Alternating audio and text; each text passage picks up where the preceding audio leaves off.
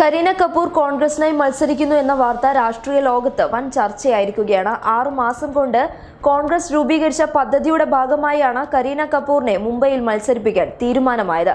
രാഹുൽ ഗാന്ധിയാണ് ഇതിനുള്ള നിർദ്ദേശങ്ങൾ നൽകിയത്. ബിജെപിയുടെ പദ്ധതിക്കുള്ള പ്രതികാരമെന്നോണമാണ് ഈ നടപടി.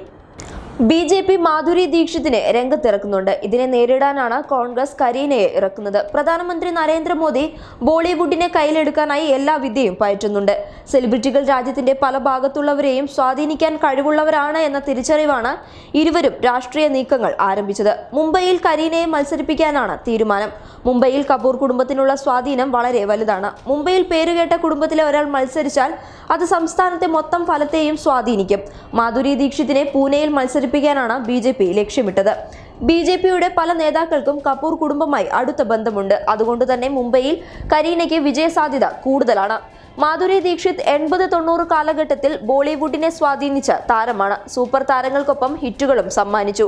എന്നാൽ കരീന നിലവിലെ നമ്പർ 1 നായികയാണ്. 2000 മുതൽ ഏറ്റവും അധികം ബോളിവുഡിൽ ഹിറ്റുകൾ ഉണ്ടാക്കിയ നായിക. ഇതും കരീനയ്ക്കുള്ള വിജയസാധ്യത കൂട്ടുകയാണ്. കരീനയുടെ ഭർത്താവ് സൈഫ് അലി ഖാന്റെ പ്രതിച്ഛായ ഒരു പ്രതിസന്ധിയായി നിലനിൽക്കുകയാണ്. ബിജെപി സർക്കാരിനെ വിമർശിച്ച സംഭവത്തിൽ അദ്ദേഹത്തിനെതിരെ വൻ വികാരം ഉയർത്തിയിരിക്കുകയാണ് ബിജെപി. ഇത് കരീനയ്ക്ക് തിരിച്ചടിയാകുമോ എന്ന് രാഹുലിനും ഭയമുണ്ട്. 2 നിർദ്ദേശങ്ങളാണ് കരീനയ്ക്ക് രാഹുൽ ഗാന്ധി നൽകിയിരിക്കുന്നത്. കപൂർ കുടുംബം പ്രചരണത്തിനിറങ്ങണം എന്നതാണ് ഒന്ന്.